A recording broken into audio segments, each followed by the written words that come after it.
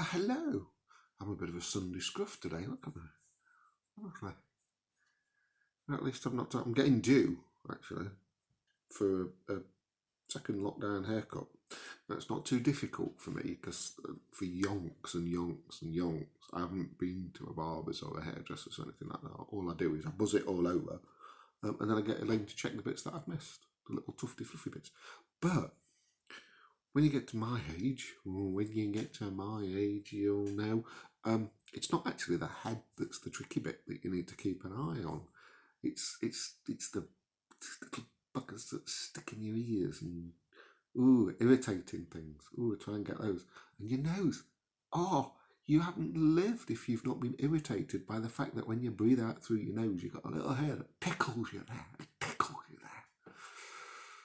So you have to get all of those. And eyebrows. My eyebrows would naturally be healers, really, but I do trim them. I know, you're so vain. I do trim them because I just think they look better.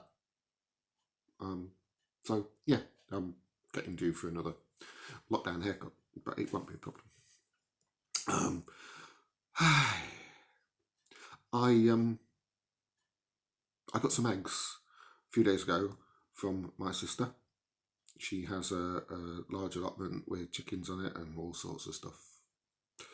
And I sent her a message this morning saying, have you got any more eggs? And how much do they cost? She said, yes, £1.50 a dozen, but we're not accepting cash, which I thought was funny. It made me laugh. However, I came up with an idea. I don't like things for free. I'd rather barter and exchange. So we did. I decided that a dozen eggs is probably worth a couple of toilet rolls.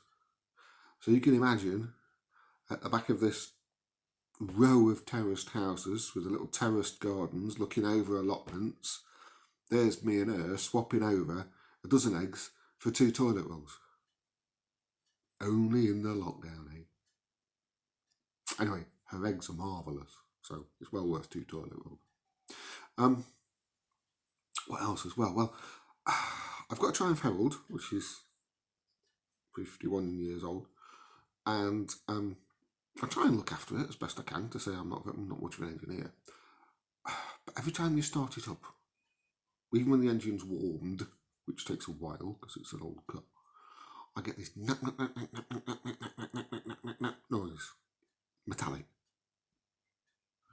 And I figured out what it was, actually, because the stainless steel exhaust that the bloke around it before me fitted, it sounds great, wasn't quite as good as it should be, and it was angled by the way it was put on, and just slightly touching the frame of the car. Just enough to rattle and bang and make a noise. So all I needed to do was move it out of the way. That much. Just that much. You wouldn't believe. You would not believe. 16 nuts I had to loosen. 3 mounting clips I had to take off. 2 exhaust clips, whatever they're called, I had to take off.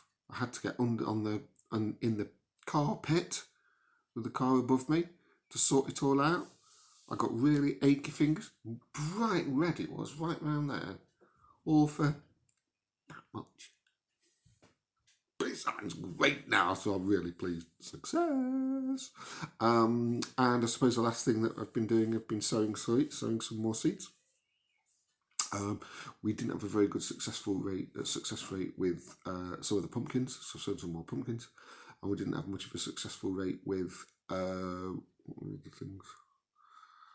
Courgettes, which actually anybody who grows courgettes will know if you've got any more than 3 plants, you're sick of eating courgettes by the time you get to July, August.